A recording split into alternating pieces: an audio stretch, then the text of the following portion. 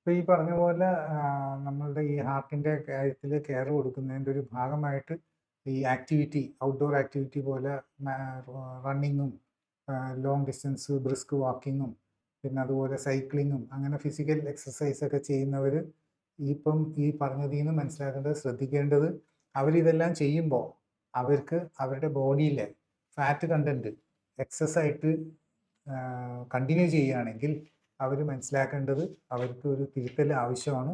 അപ്പം അവരത് അവർ പ്രത്യേകിച്ച് ഈ ഫുഡിൻ്റെ കാര്യത്തിലും ഡോക്ടർ പറയുകയുണ്ടായി. ഫുഡിൻ്റെ കാര്യത്തിലും പ്രത്യേകം ശ്രദ്ധിക്കണം. എന്താണെന്ന് വെച്ചാൽ ഫുഡിൻ്റെ കാര്യത്തിൽ ഫുഡിൻ്റെ ക്വാണ്ടിറ്റിയും അതിൻ്റെ ക്വാളിറ്റിയും അതിൻ്റെ ടൈപ്പും എല്ലാം കറക്റ്റ് ചെയ്യേണ്ടത് വളരെ അനിവാര്യമാണ്.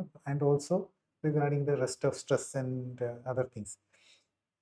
ഈ പർട്ടിക്കുലർ കേസിൽ നമ്മൾക്ക് ഇങ്ങനത്തെ ഒരു ഒരു സിറ്റുവേഷനിലുള്ള എന്തെങ്കിലും എക്സാമ്പിൾ ആയിട്ട് പറയാൻ പറ്റും?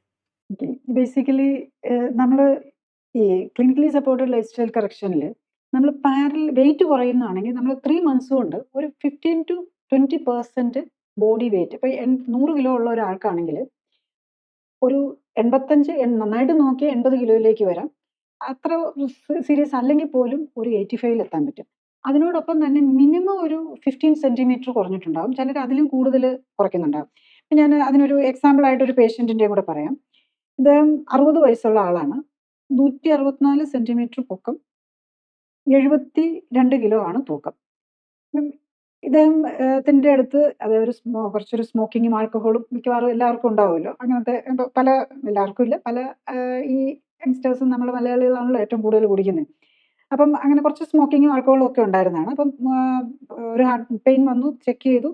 3 വെസൽ ഡിസീസാണ്, ബൈപ്പാസ് മാത്രമേ ചെയ്യാൻ പറ്റുള്ളൂ എന്ന് പറഞ്ഞു. അതിൻ്റെ കൂടെ ലിവറിന് പ്രശ്നമുണ്ട്, കുറച്ച് പോളിപ്പുണ്ട്, ഗ്യാസ്ട്രിക് പോളിപ്പുണ്ട്, മറ്റേ ഗോൾ ബ്ലാഡർ പോളിപ്പുണ്ട്, അങ്ങനെ വേറെ കുറച്ച് പ്രശ്നങ്ങളും കൂടെ ഉള്ള ആളാണ്. അപ്പം ഇദ്ദേഹത്തിൻ്റെ നമ്മൾ ട്രീറ്റ്മെൻറ്റ് തുടങ്ങി കഴിഞ്ഞിട്ടുള്ളത് നോക്കിക്കഴിഞ്ഞ് കഴിഞ്ഞാൽ ഇദ്ദേഹം എന്തായാലും ബൈപ്പാസ് വേണ്ട, ബൈപ്പാസ് ഇല്ലാതെ ഇതിലേക്ക് കൂടെ കറക്റ്റ് ചെയ്യാനാണ് നോക്കിയത്. അദ്ദേഹം ഡയബറ്റിക്കും ആയിരുന്നു.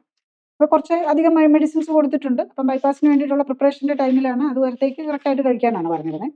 അപ്പോൾ അദ്ദേഹം അത് കഴിക്കുന്നുണ്ട്, മരുന്നുകളുണ്ടായിരുന്നു. അതിൻ്റെ കൂടെ നമ്മൾ clinically supported lifestyle correction എടുത്തപ്പം വന്ന വ്യത്യാസം ഞാൻ പറയാം. നമ്മൾ ആക്ച്വലി ബോഡിയിലാണ് നമ്മൾ ചേഞ്ച് വരുത്താൻ നോക്കുന്നത്.